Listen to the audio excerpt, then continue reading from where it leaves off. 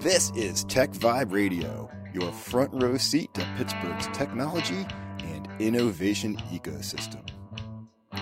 TechVibe is brought to you by Compunetics at Compunetics.com, Chorus Call at ChorusCall.com, Highmark at Highmark.com, Huntington Bank at Huntington.com, Kindling at thekindlingagency.com, PNC Bank at PNC.com, and Savier at Savier.com.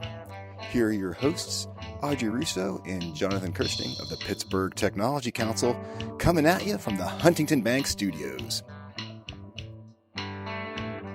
It's a Sunday morning.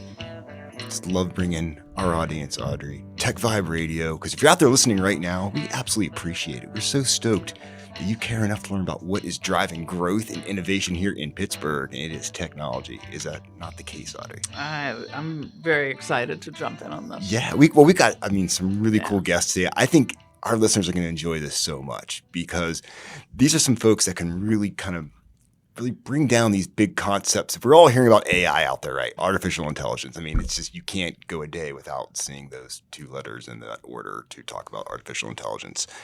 And it can be very confusing. And business owners are grappling with, what do I do with this? Regular people are like, what do I do with this? And we have this company here called ATiiD with Dan Simkins and Doogie Levine, who have this consultancy they've put together to help make sense of all of this, I think, for lack of a better word. And most importantly, make it all actionable, which is so important, especially for businesses. And so, Dan and Doogie, thanks for being part of the show with us today. I'm excited because Audrey and I are going to learn so much. So we know our listeners are going to learn so much. Thanks for having us. This is an exciting time we live in. Yeah, it's an absolute pleasure to be here. So just so everyone knows who's who, Dan, give us your background real fast. All right. So I have a very interesting background. So I cover a lot of bases. I started in the creative field, graduated in the 90s when the internet was becoming very graphical. And back then you had to learn HTML. Well, you go down the rabbit hole. Next thing I know, I'm a full-blown custom app developer doing .NET, designing and building databases for some pretty large clients as well. I had a fortunate position to be in.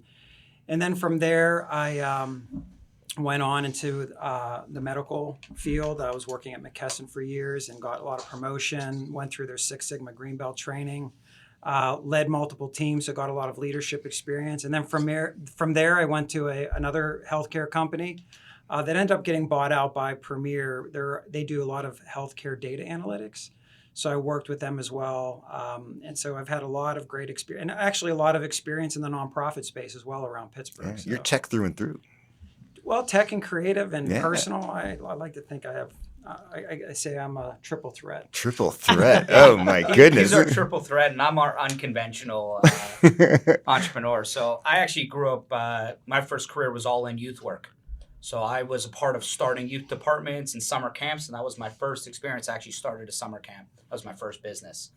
And I've always been one of those people that learns by doing. So when I moved back to Pittsburgh in 2019, an opportunity for my second business to start, which was just helping people figure out how. So what I specialize in is the human behavioral connection to process. And this is why Dan and I have started to form a really good partnership in terms of what we offer now our clients is we're connecting the human aspects to the technology, and that's what we're doing with ATiiD. And I think that's what makes our company really special is we combine both traditional corporate like training development skill sets with also non-traditional background and non-traditional learning, and we bring all of that to the table for our clients, and that's where this tremendous value comes in. So before we jump into it, though, let our listeners know, Audrey always does this. She tells people to fire up their laptops or get on their phone and go over to ATiiD.com, which is ATiiD.com. And real fast, the meaning of the name is really cool. Tell our listeners about what ATiiD means. So we were having a conversation about, what our name should our company be. And we were like, we're real future focused. We want to be a company that helps people embrace the future. And we started looking at words, and Dan and I both have strong roots in Judeo-Christian background. And I'm Jewish, Dan's Christian, but we both have high roots, and it's the Hebrew word for future. And that's where it came from. Love it. That's great. It's great. So talk about a use case, because a lot of times people, you've sort of spread the field really wide. You do a lot of different things. So give us a use case. Tell us, so people are listening, they went to your site, they're scratching their head a little bit and they're saying, how would we use these guys? Give us an example. Well, so it's any business that's looking at how AI and technology are going to change the landscape, because we're all seeing it. It's getting more and more powerful. It's evolving so quickly. It's almost every 6 months something's new. So how do you integrate that into your business? So part of what we do is we offer what's called a roadmap, which is basically an analysis, right? We look at your business, which is ultimately looking at what your people are doing, what technology are they using, and what processes do they use to fulfill their business. So we look at that and we determine where does it make sense for this technology to fit, right? Because even though AI is the buzzword and we have our eye on that, we're here not to sell you an AI widget and plug it in. We're looking at where does it make sense. And there's also just good old-fashioned technology, machine learning, which is even has been around for years. And there's a lot of times we come into a business and they think, well, I want AI to solve this, or I want AI to solve that. That magic wand syndrome. Correct. And we'll say, well, that's not AI, or that's a people problem. That's not even a technology that's problem. a personnel matter you have right there. That's what the amazing component of what we're offering with this road mapping service is. Great. So now that we found you have an opportunity for AI, and here's your expected return on that investment, and here's what it would look like. Great. How are we retooling your people? How are we then retraining them, retooling them, redeveloping positions and skill sets? You're getting all of that with our service.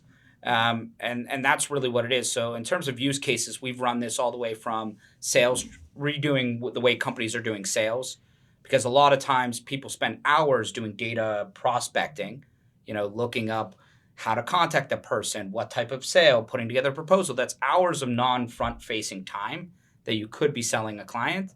And this is a great use case for Where AI, because it can crunch all the numbers, present you with the proposals so that you're just editing them. Then you're just talking about, okay, great. How am I going to talk to this person, right? How am I going to build that connection? You're answering those person-to-person connections, and that's where AI, really enhances companies. Is how much more time do you want with person-to-person? Because AI can free up the time for you.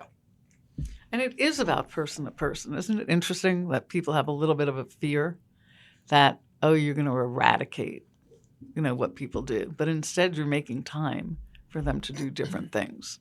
Yeah. So what kind of companies do you work with? So right now we're very industry agnostic. We've worked with everything from large HVAC companies down to food retailers to medical.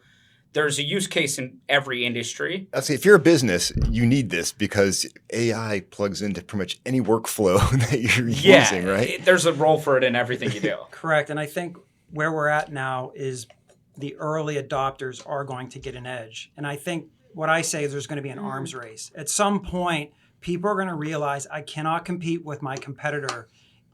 So for instance, one of our clients, we're upping their sales team's FaceTime by 300%. How are their competitors going to compete with that unless they do the same thing? So at some point, something's going to trigger an arms race. Exactly. And again, it's technology. It's not technology alone. It's technology and people. I love you keep saying that. Correct. That's what it's all about. Yeah. It is, correct. Yeah, Audrey and I keep hearing all the time, it's like, oh, it's eliminating jobs. It's like, it can in places, but the idea is this is something that works beside you. I look at how I use it at the Tech Council, and it frees up my time so I can tell more stories. It's pretty amazing. Like, and that's you become more valuable that way. Exactly. Yeah, I mean that's the reality of it. It's really not at a place that it's a replacement level for most businesses. I'm sure there are some cases out there where you can do it, but the average business is going to find augmentation more than replacement opportunities. Yeah, this is fascinating. It's your new friend at work. It is. Mm-hmm. Yes, correct. It's like your creative partner is how I look at it in so many ways. But we got to take a break, Audrey. But I'm having so much fun talking about this stuff. Yeah, we got so much more. In case you just dialed in with us, we're talking to our friends from ATiiD. Go to ATiiD.com and check them out. If you have any questions, like concerns, thoughts, like just curious about everything AI, not just AI, tech in general, these guys have some great ways to kind of help you map that out and how you can integrate it into your business so you can be a better business. Like 300% more FaceTime with customers or potential customers, that's a difference. So After that, go to pghtech.org. Audrey from the Pittsburgh Tech Council, right? Yeah, okay. We are. I almost forgot, man. I thought like an AI bot was taking over my head there for a second. But anyhow, we'll be right back after this quick break. This is Jonathan Kirsting. And this is Audrey Russo. Once again, pghtech.org. Compunetics is the leading developer of unified voice, video, and data collaboration and conferencing applications for the service provider, government, and unique workflow applications. The Summit Olympus and Evergreen platforms, driven by their encrypted user interfaces, enable powerful and secure collaboration. Combined with world-class support and innovative professional services, Compunetics delivers the right solution every time. Learn more at compunetics.com. Every company needs to attract and keep talented people. To do it, you need a strong company story told by those who experience it every day, your employees. So invite your people to be your brand voice and let the Kindling Culture Agency gather and ignite your stories to engage and attract your people. Learn how at sparksomething.big.com. That's sparksomething.big.com. Your dial is set to TechVibe Radio, brought to you by Compunetics, Chorus Call, Highmark, Huntington Bank, Kindling, PNC Bank, and Savier. Here are your hosts, Audrey Russo and Jonathan Kirsting of the Pittsburgh Technology Council, coming at you from the Huntington Bank studios. Welcome back, everybody. We're going to be getting a little geeky right now around all things AI, but geeky in a good way, in a way that you can understand it and make things actionable. Because it's not every day you get a front row seat with some guys here from ATiiD, for crying out loud. So in case you just joined us, we're talking to Dan Simkins and Doogie Levine. Guys, appreciate you being here. We had this extended break during the recording of this, and we had just a fascinating conversation, Audrey. I'm like, oh man, I wish we would have captured some of that. So I need you, Audrey, to revive some of this because you were driving it. You were driving it. Yes. Let's resuscitate where we were. We're talking about. Listen, they're building a concierge service, they're building a triage service, they're change management, and a lot of the terms that are sometimes heavily overused in the world that we all work in. Yeah. But they're saying they're really trying to work with people who are sometimes at the front lines, who are doing some of the hardest work that tends to get overlooked, but how to craft the leverage of AI through a roadmap. Did I get that right? Mm-hmm. So let's fast forward. You're working with some really diverse kind of companies, right? You're working with, traditional blue collar. Yeah. Who would think that traditional, and I hate to use collars, right? But who would have thought in some of these traditional careers, which are hard to recruit for these days, and believe it or not, they're some of the most lucrative career opportunities. So who would have thought that these companies would say, hey, come on inside and help me figure this out, help me crush it, and help me figure out where I can get my time back and get value. So it was cool having the conversation about that because, Jonathan, we are always talking about, we're lucky that we work with so many people who are like you guys, ultra smart, passionate, et cetera, but it's the customers and where it really makes the transformation. So here we are. Let's talk about some interesting things that you guys have found. Can you talk about anything that's just like such low-hanging fruit in, company that you've worked with that it made significant contribution where they might have been surprised? Well, going back to the idea of, we're working with a company into automating their sales process and what research they do on their customers, writing proposals and estimates. Oh, nice. And that's all being automated. And the end result was that we're increasing their customer-facing time by 300%. And so what that allows them to do and what they're excited about, one of their core values is about building relationships with their customers and keeping that relationship. So you can really do that because you can be in front of them, right? Exactly. Yeah. Oh my gosh, right? Yeah. So, this company had a position that 80% of this one person's time was the data shifting, essentially, right? The shifting of the data from this conversation to this source to this calculation to this, which is very typical in sales process of you take it to one person, they give you some, you some said information. something different. You take it back, you go to the next person, they take in, and then you formulate the proposal. And we decided, well, hold on. What if you took all those conversations, you thinned it down, this person put in their 2 cents, it updates the model, this person puts in their 2 cents up, then the final person gets the information that they need to then have the actual strategy conversation. So that's like a bad game of telephone.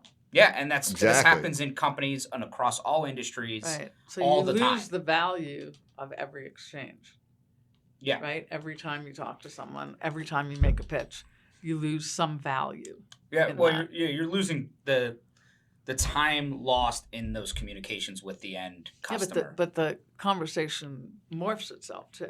Yeah. The thing that they're very excited about, sitting down, because we sat down with the entire sales team that was developed to this, and the products portion of the team to design the solution. So like everybody who touched this process was in the room designing the solution. And what technologies did you use in order to do this? Like, how did you actually develop the tool then, based on existing Did you tech? leverage the tool? Or do you Well, leverage in the this tool? case, it was Yeah. the Microsoft Azure environment. And the reason why we went in that direction was because they were already a Microsoft shop, which had Perfect. their Yeah. tools. So Has all their data's there. You can correct. easily take it where it needs to go. So it made sense to just integrate Okay. it. We So you're looked at talking like alternatives, but for them, for That's what works, comfort, right. quickest adoption, all of that, this was the best choice. Pilot. Is that what you Copilot. Copilot? Actually, Not we're- really yeah, Copilot. we're actually Copilot's using- an LLM. It was recommended to actually use ChatGPT as the LLM engine Really? within Azure. Within the correct. Azure Within Azure to environment. keep the Yeah, boundaries based up. on Yeah. what they wanted to do. And like I said, we were sharing before, we are AI tech agnostic, right? Yeah, We're not it's just- looking. So I just think our listeners need to understand that Yeah, there's correct. different things embedded. there are. Yeah, and so that- it's like everything else is the Microsoft environment, and then using ChatGPT as the LLM brain currently. But as Dan likes to say, it's like that's the brain that can then be inserted a new one in when things get better. yeah, someone Exactly. develops a better And the engine. idea that, as you mentioned before, the technology evolves so quickly that, yeah, you can slot out the latest version of ChatGPT. You go from 4.4 to whatever's next, and there you go. or any other LLM. Or I any- mean, that's okay. why Or you this throw in is, the next one, and you have your data set to train it and And get it boom. right up and running really quickly, and you have a better model to base it off of. But what's important, real quick, is it's the system. You have to build the system first, and then the brain gets attached to the system. You Okay. can swap out the brain, but it always works because the system is in place and the people are working within that system. That won't change. That's why it's important now to design and develop that system for that future model. Yeah, so you actually future-proof this system in a way that That's it exactly can what- adapt to the correct. technology. Yes, that's going to be because Yeah. you're It's- going to have to adapt. It's Right. going to change so fast that the new norm is continual evolution. So you have to build the model to evolve. If we take more traditional way of looking at a business, when we say we have SOPs, the reason you create a standard Right. operating procedure is so that any person can be quickly trained, developed, and put into that slot to run that job.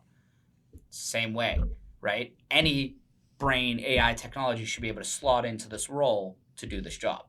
And you're using the word brain. Yeah. Yeah, it's 'cause I mean that's our internal way we think about it, and it's also these LLMs are, and then they're based off of the human brain concept, right? Like the neural networks are, Right. they're based off of our knowledge of how the human brain works. On the architecture of the brain, that's how these things are the that's same how way. it is. Yeah. Well, yeah, based on our 1950s understanding. Yeah, But well, exactly. the next version of these are going to be based on the 1990s, 2000 knowledge of our brains, and it's just going to keep getting better because of that. So are you scared of anything in this space? Well, I would say I'm excited. I'll tell you, a lot of people are afraid of the change, and the change is going to be radical. I mean, in business, on people, totally. and it is scary. Believe me, it is scary. But that's why it's important, and this is why we feel like we're trying to drive. Look, you just have to think it through. You have to plan it through, and you have to learn to evolve, because it's like any other scary event. It's scary when you're going through it, but then when you look back and you're thinking, oh, that wasn't so bad.